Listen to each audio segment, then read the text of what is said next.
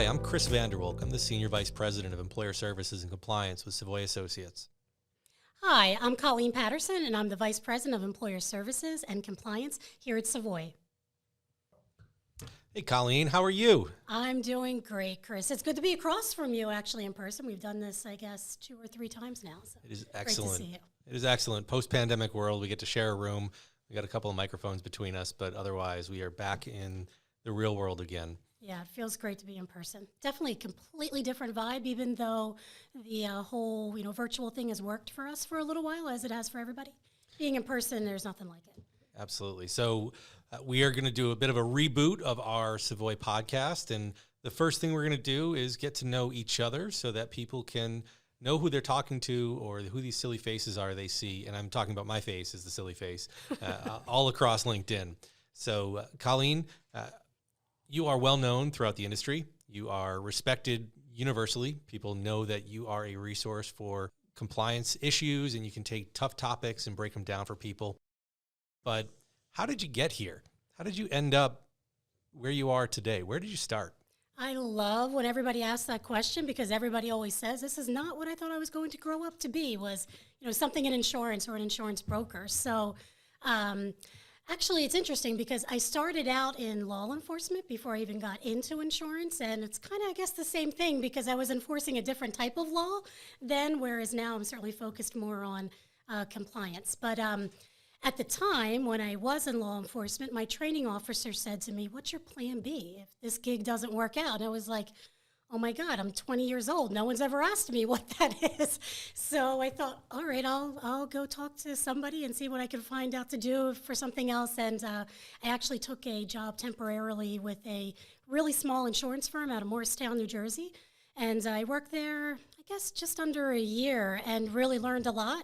And then went into the police academy. And then, lo and behold, a couple of years later, I decided, you know what, maybe Plan B does work out a little better for me. So I ended up getting back into the business after being a police officer for a short period of time, and really started out doing administration for COBRA, FSA, those kinds of spending accounts at first, and then really got into the group side of things. I really thought it was interesting, the ability to negotiate price.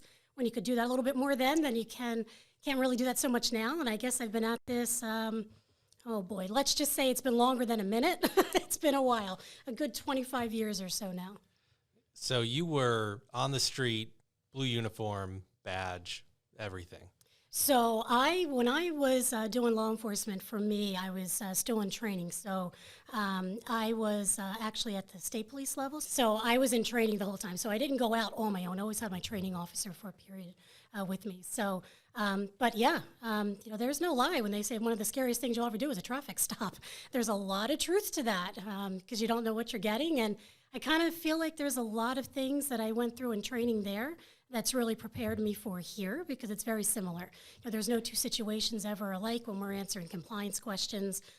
There's no 2 employer groups that are alike. No 2 quotes are ever alike. And it was kind of the same thing then. So a lot of those skills that I learned early on in my early 20s, I've really had the ability to be able to repurpose and use here, and it's worked out pretty well. It is striking the similarities between the paths our careers took. It is. And for anybody listening, apparently, if you want to be a compliance person, wearing a uniform at some point has a strong correlation to it. I was an interrogator in the Army myself. I spent 6 years in the National Guard with a couple of deployments, and insurance was my plan B because when I was leaving my time as a civilian contractor, I was trying to figure out what I was going to do. And believe it or not, there were no jobs for interrogators in New Jersey.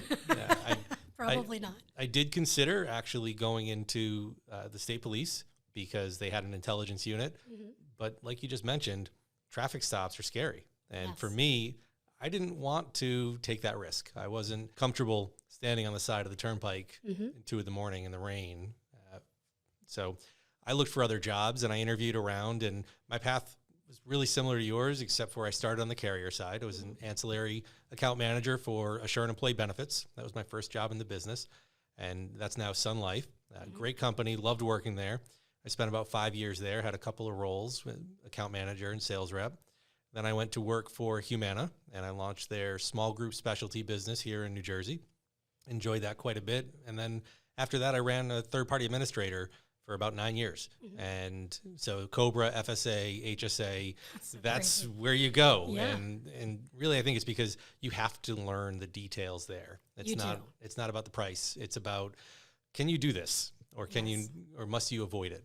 So what are some of the things you think that have been beneficial for you now that you're doing compliance from when you started out in kind of a military background, similar structure to what I was in?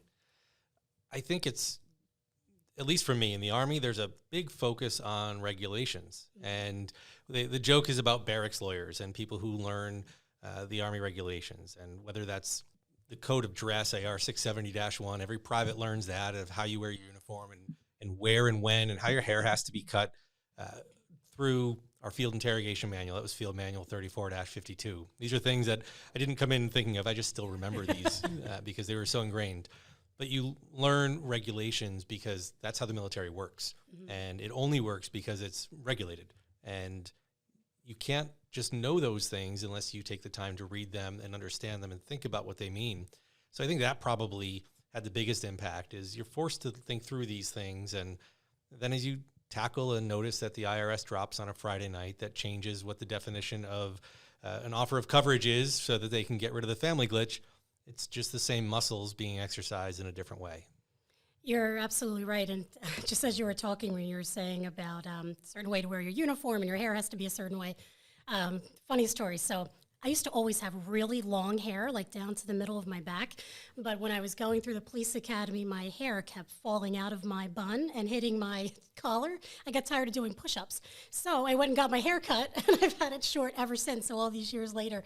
So it's funny how some of those things that you learn early on to be able to navigate in the environment that you're in, make changes for your life going forward. And I think when we're talking about military backgrounds and me being in law enforcement, I also come from a very strong military family. My dad, my husband was in military, my brothers, everybody.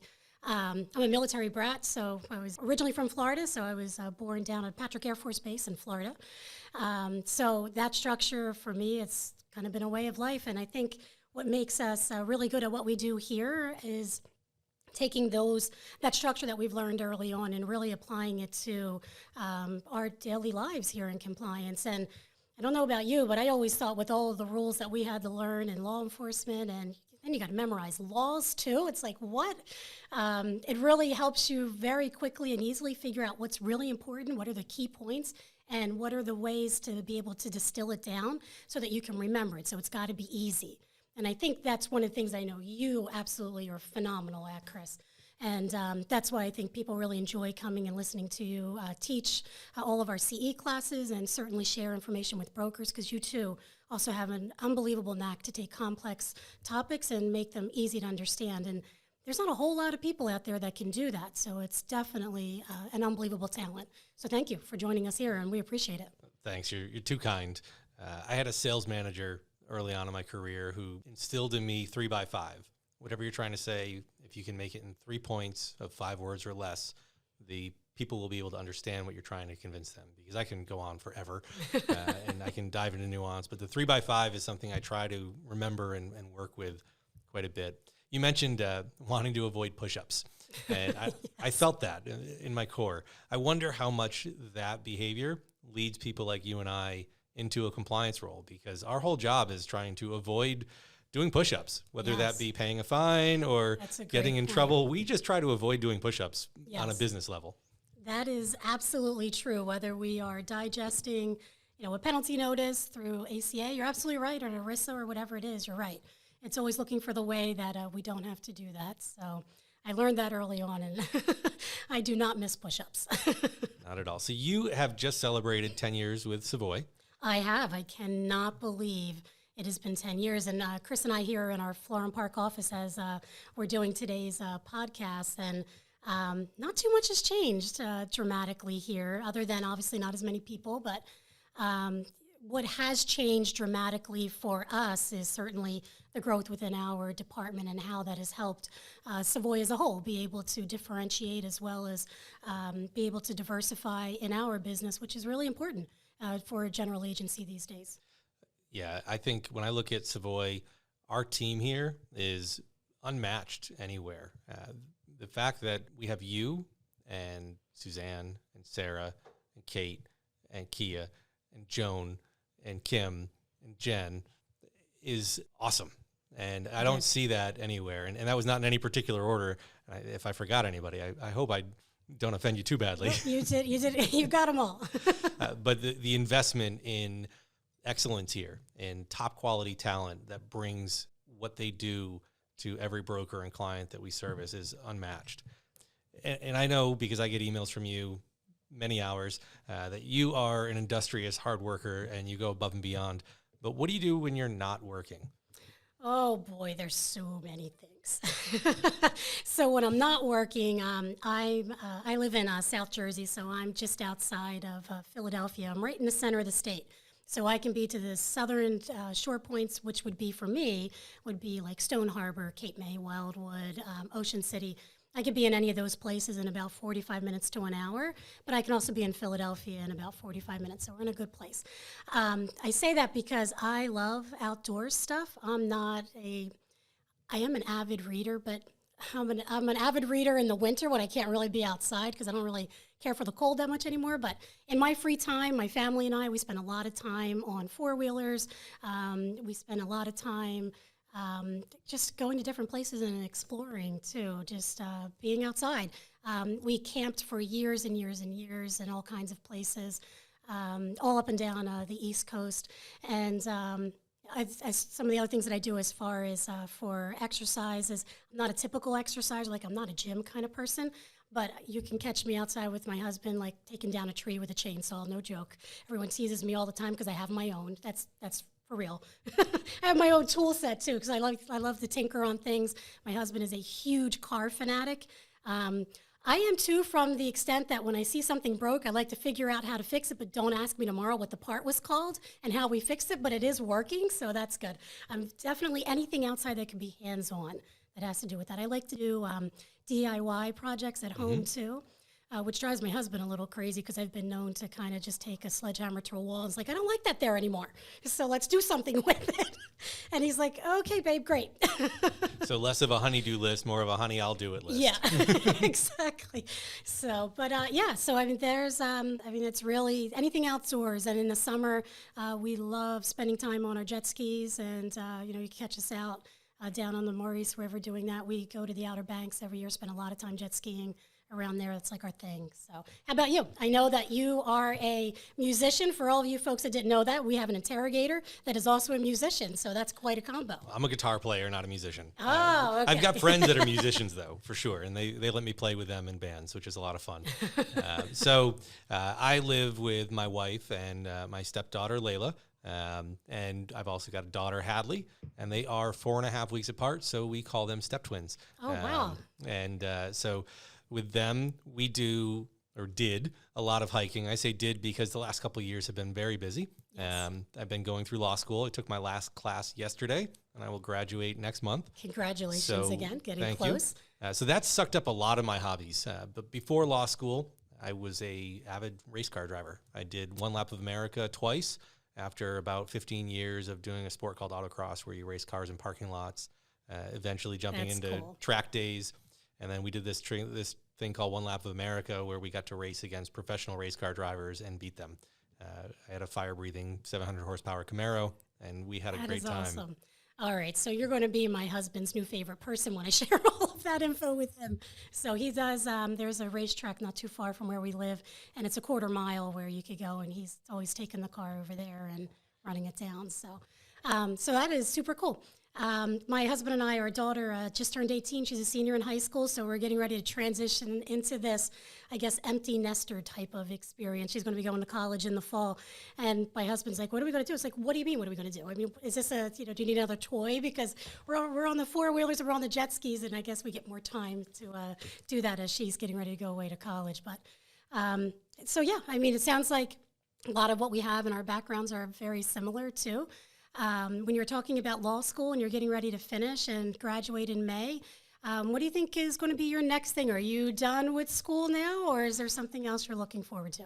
So after graduation is still one big hurdle, is the bar exam at the end of July. I'm going to take that, and I will put the effort into doing as best as I can. I don't want to say anything that's going to jinx myself here. Okay. But after that, I don't have any intentions to go back to school anytime soon, at least not formally. But I'm a lifelong learner, as evidenced by starting law school a couple weeks after my 40th birthday. So yes. I would be foolish to say that nothing else will come after this. But there's things I want to learn. I think I'll probably take some of those online courses for basic coding skills, just because I want to know how to do that stuff. Mm-hmm.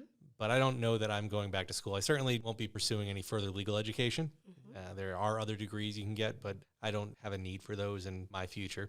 And the last few years have been awfully hard. Yeah, I can imagine. So then your daughters, I guess, were around 7 or so when you started. That's tough. When I went back and did my MBA, my daughter was 2, and that's hard. That is really hard. So congratulations again getting through that. It's not easy. Thank you. And I'm with you. I mean, she's 18 now, so I cannot imagine going. I don't even know how we did it then, and you're finishing up. It's a lot. It really is. But it just shows the dedication, though, to excellence for yourself and what you want to bring to your colleagues and share all of the information that you've learned, because I have absolutely been a benefactor of that as well, where Chris has shared a lot with me as well as our team, and we share all of that with our brokers, too. So it's just a great value add for us, too, in your experience to have.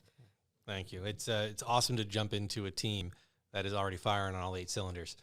A metaphor your husband will certainly appreciate, yes, too. Yes, he will love that. He better listen to this because he's going to get all of these metaphors. There are guaranteed to be 2 listeners to this episode, your husband and my wife. Right. Exactly.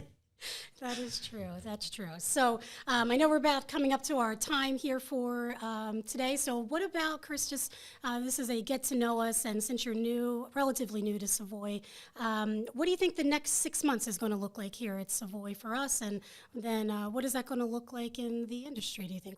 So 6 months is a short time horizon, but I think the next 6 months are going to be exciting. We are back out on the street. We are getting to know people. We're getting to see people we haven't seen in a long time. We are going to be having some hopefully spectacular events to bring our broker partners in and get to reconnect with them in person.